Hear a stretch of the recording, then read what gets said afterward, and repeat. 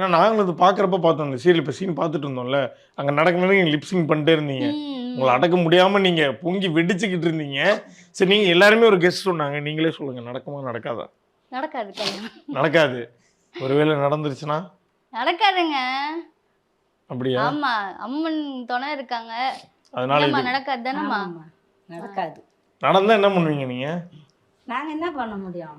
என்ன அவங்க பண்ண என்னங்க முடியும்? பண்ண முடியும் டிவி பார்த்துட்டு? அவ்வளோதான் எதனா அப்படின்றாங்க. சொல்லி கிடப்போம். ஐயோ பாரு எப்படி ஆயிடுச்சு நம்ம பிள்ளைலாம் நான் பார்த்தோமே அது சாமி கும்பிட்டுச்சே இவ்வளோ என்னது சாமி கும்பிட்டுச்சு. இப்படிலாம் பண்ணிடுச்சேன்னு அதான் சொல்லி கிடப்போம். இது ஒரு மாதிரி நல்லா இருக்குல்ல. இந்த அம்மாலாம் வந்து இந்த பொண்ணுக்கு இப்படியாச்சுன்னா உட்காந்து ஃபீல் பண்ணி புலம்புவாங்கல்ல. நம்ம வீட்ல இருக்கிறவங்க மாரி அந்த ஆமா. மாதிரி சீரியல் கேரக்டரோட கனெக்ட் ஆகி அந்த ஒரு விஷயம் பார்க்குறப்ப பயங்கர ஹானஸ்ட்டா இருக்கு. ஹார்ட் ஃபெல்ட்டா.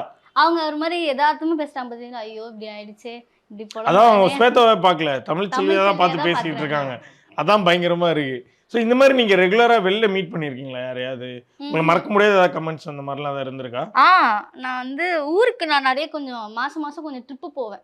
இந்தியாக்குள்ளேயே, தமிழ்நாட்டுக்குள்ளேயே எங்கேயாச்சும் போகாத இடத்துக்குலாம் போவேன். அப்போ போறப்போ ரொம்ப இந்த ஏஜ்டா இருக்காங்களா, அவங்கள தான் வந்து கட்டி பிடிச்சிட்டு கிள்ளிட்டு என் செல்லம், தங்கம் அப்படின்னு ரொம்ப கொஞ்சுவாங்க. நான் சில டைம் எமோஷனலாலாம் ஆயிருக்கேன். இவ்ளோ அவங்களுக்குள்ள நான் போய் ரெஜிஸ்டர் ஆயிருக்கேன் அப்படின்னு நினைக்கும்போது சந்தோஷமா இருந்துச்சு.